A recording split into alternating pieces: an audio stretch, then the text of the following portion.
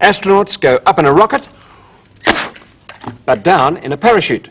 And believe it or not, just using a few odds and ends and writing paper with lines on it, you can make both rocket and parachute. Why are the lines? A very important guide to keep you accurate, because accuracy is the clue in this whole thing. First of all, take a piece of lined writing paper, the sort you use in school, make sure it's got no kinks, and roll it up. And again, try not to kink it, but make sure that as you roll it, the lines stay on top of each other. If you go skew-whiff and they start tracking to the side, then you're going to have an impossible blowpipe. As you roll, you'll find it gets easier and easier because it gets stiffer. And when you finish, the whole thing ought to be about the diameter of your finger. It doesn't really matter which one, around about that diameter will do. Now those lines aren't joined up, you can see, they're not really properly aligned. So I've got to tug the outer bit of paper until they are. Don't worry about the inner bit, just line them up at one end, there we are, that looks good to me, and use a bit of sticky to hold them there, like that. Turn the thing around and do exactly the same at the other end, because if you've got both ends lined up perfectly, then all you have to do is to stick them down, stick it down in the middle, and then worry about the inside of the tube, which you can't get at, but the ends will give you a good clue. If there's a little bit of paper sticking out of the end, you have to tap everything up and down on the desk until it isn't doing that anymore. That means you've got a perfect cylinder, and that's what you need, otherwise the thing won't work properly. Put that to one side for a moment and make the rocket, which is another piece of paper made into a cone. And you take the long edge, make a bit of a kink there, and the corner that you've lifted up to make the kink, tuck it under and work to this kink, making the point always stay there, which means rolling the thing up so it really stays rather like an ice cream cone. Don't let a big hole develop at the corner or the point, because that'll spoil the whole thing. And as that rolls up like that, check it, that looks a nice neat one, and once again stick that down. Don't put sticky right over the end, because you have to put a match through there.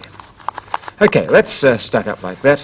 First of all, I'm going to make that fit my blowpipe, which I do by poking it in the end there, and poking it fairly tight, I might say, and getting a pair of scissors, and because the end of the tube's all trimmed, we can just cut through the cone, and that will now, I think, be a good fit.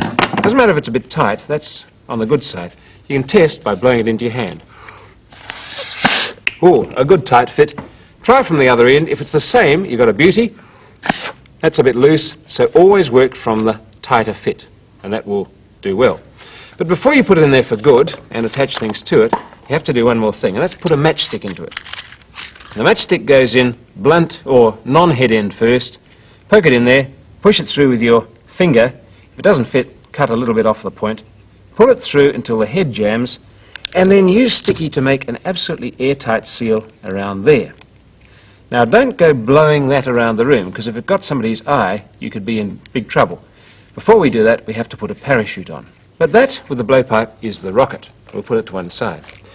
Well, the parachute's easily made, but it's fiddly, so I've done it in various stages. You use plastic, which is both thin and strong, and garbage bag, I reckon, is the best for that. Cut yourself a square, a bit bigger than your hand, about the same size as mine, and you go through these stages. First of all, the square has pieces of cotton stuck at each corner, like that. There are 3 of them there, but when you've got the 4 of them, it'll look like that. And you gather those into the middle. When you do it, you tie them there, but before you tie them, just make sure that all the corners are resting on the paper at the same time. Then the knot will be in the middle, and the parachute will hang properly. Cut 3 of them off, and the last one you tie to the nose cone of the rocket, like that. And you trim off all surplus bits of string or thread. There we are. And you've got the nose cone with the parachute hanging freely like that, ready to be blown out. And this is what you do. You have to load it properly. First of all, hold the parachute like that, put the matchstick into it, and then you'll notice that the thing will collapse on top of it. Don't fold it, just push it down, rather like a collapsing umbrella. The match keeps it well away from the bottom of the nose cone, and that's the article. Then you take the beast that you want to fire it in from, or fire it from, and here we go, that's the one that fits. Poke it in there, crumple it up, the parachute goes first, then the nose cone, and because it's a good tight fit, you should be able to poke it up in there and launch it into space. Curiosity.